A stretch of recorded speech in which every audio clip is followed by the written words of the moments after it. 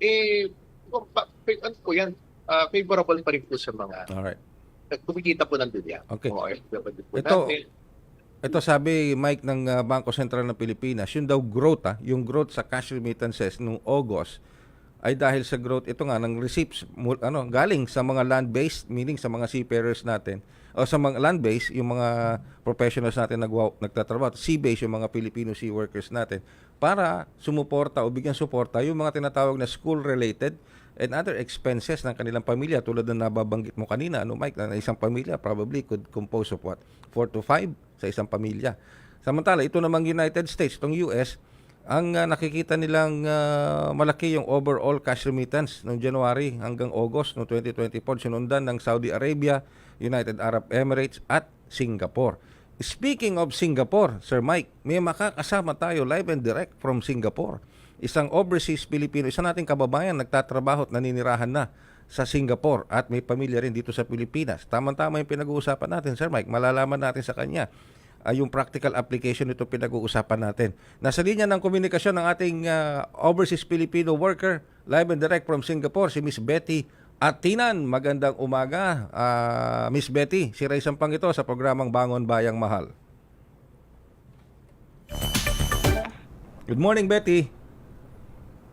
Good morning po, sir. Ayan, good morning, Betty. Anong oras ngayon dyan sa Singapore? Parehas lang po, sir. Yun. So, walang... 8:42. nasa kabilang linya natin si Sir Mike Ricaport, ang Chief Economist ng Rizal Commercial Banking Corporation. Betty, ilang taon ka na sa Singapore? Bali, 17 years na po, sir. Ay, 17 years. Matagal-tagal na rin, ha? So, ang pinag-uusapan namin dito, Betty, is OFW remittance. At isa ka doon sa mga nagpapadala ng mga remittances dito sa Pilipinas. Saan ang pamilya mo dito sa Pilipinas, Betty? Sa probinsya po ng Nueva Vizcaya, sir. Nueva Vizcaya. Okay, sige.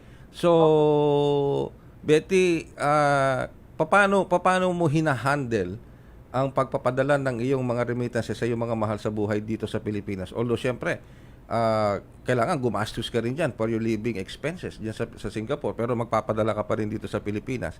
So, paano mo hinahandle yan? Sa kabila ng taas-babang, sa mga nakalipas na linggo, tumataas na naman ang palitan ng peso laban sa dolyar. How do you manage that, Betty? Ang ginagawa ko lang po, sir, kung ano po yung kailangan nila sa bahay, or kailangan ng mga estudyante, yun na lang po ang pinabadala ko, sir. Hindi na ako nagpapadala ng extra. Oh, okay. So ano yan, pag mababa ang palitan, halimbawa mababa ang palitan ng dolyar laban sa peso, nakakaapekto sa iyo 'yon. Opo, sir, malaking apekto po yan, sir. Pati dito sa sa pamilya mo sa Nueva Vizcaya. Tama ba? Nueva Vizcaya? Nueva Vizcaya po, sir. Okay. Pag mataas naman ng palitan, syempre happy yung pamilya dito. Opo, sir, may extra. Okay. Pero ang tanong doon syempre pag nasa Singapore ka, pag nasa ibang bansa ka, ang gastos naman diyan hindi naman peso, di ba? Ano din, doon sa currency. So tapos magpapadala ka pa dito sa Pilipinas. Paano mo binabudget 'yon?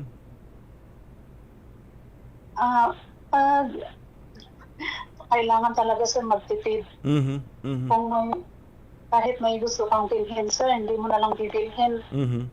Nako, ganun. Para may maipadala ka na lang sa Pilipinas, sir. Ganun ang pagmamahal mo at sakripisyo mo sa iyong pamilya dito sa Pilipinas. Tsaka sa ganun din. Talaga, sir, sa aming mga OFW, sir, kahit wala nang matira sa amin, may maipadala lang, sir. Wow. Okay. Ganun din ang ginagawa ng iba nating mga kababayan dyan sa Singapore. Opo, sir, karamihan po, sir. Yung mga iba nga po, sir, nangungutang. Nako, nangungutang pa. Okay. So, Opo, sir. Nako. Real talk yan po, sir. Maraming nangungutang dito, sir. Pero ibig sabihin, kamusta naman ang relasyon ng ninyo na mga Pilipino nagtatrabaho sa Singapore diyan sa inyong mga employer? Okay naman, hindi naman sila mapang-abuso sa inyo? Sa akin naman po, sir, okay lang, mabait tong amo ko. Pero yung mga iba, sir, may nararanasan silang hindi maganda sa kanilang mga amo, sir. Sige. Pagdating sa puntong yan, tatawagan kita ng personal at para malaman ko kung ano yung mga pwedeng itulong ng iba't ibang ahensya ng gobyerno, ng DMW, OWA, at ng ating embahada para makatulong sa inyo dyan. So, maraming salamat, Betty. At unless may mensahe ka pa sa iyong mga mahal sa buhay dito sa Nueva Vizcaya? Sir, sa lahat ng nakikinig po, sir, sa programa niyo, maraming salamat po.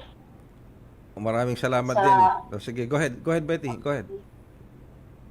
At sa mga, ang mensahe ko po sa mga, may mga kamag-anak dito sa abroad, sana po lahat kayo magtipid kasi ang buhay po ng OFW hindi po madali. Ayun. Kasi kahit po wala na po kami natitira, may ipadala lang sa inyo. Kaya sana po, tipid-tipid naman po. Ayun. Napakagandang mensahe niyan, Betty. Napakagandang mensahe. Hindi pinupulot ang pera sa abroad. Hindi pinupulot ang pera sa Singapore. Maraming salamat, Betty, sa oras na binigay mo sa ating programa. Thank you very much. Mabuhay ka. Maraming salamat din po, sir. Si Miss Betty Atinan ng ating kababayan mula sa Singapore. Samantala, balikan naman natin ngayon si Sir Mike Ricaport. Sir Mike, magandang umaga muli. Magandang umaga po, Sir Ray. Yan, Sir Mike, narinig natin yung pahayag ng ating kababayang si Betty Atinan, taga Singapore. Biruin mo, talagang nagpapadala sila, pero hanggat maaari, tipid para lang may maipadala dito. So, ibig sabihin, Sir Mike, yung mga pinapadala na yan ng ating mga kababayan, yung increase sa mga OFW remittances na yan, how can the government, anong marerecommend natin sa gobyerno, maging sa pamamagitan ng ating banking sector, financial sector, para maibsan naman yung bigat na dinadala ng mga OFWs pagdating sa pagpapadala ng kanilang mga remittances? Ngayon, Sir Ray, medyo convenient na po yung pagpapadala ng pera, no? Kasi ultimo po may mga na rin, through the banks, tapos may mga app na rin po, no? Ultimo yung banks at yung iba po mga yung mga nagsiservice po na remittance. Convenient na po, no? Kaya pwede pa rin naman po sila pumunta sa mga remittance offices.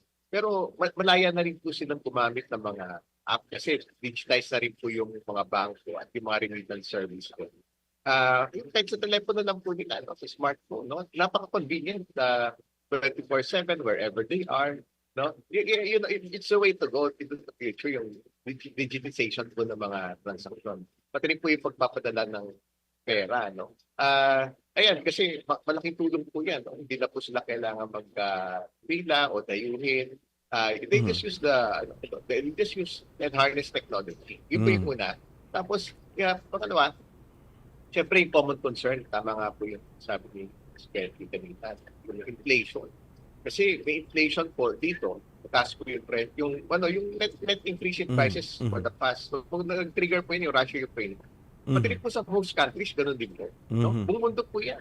Kaya yung cost of living nataas din, lalo sa developed countries. Kaya tama yung punto niya, magtitipid sila doon.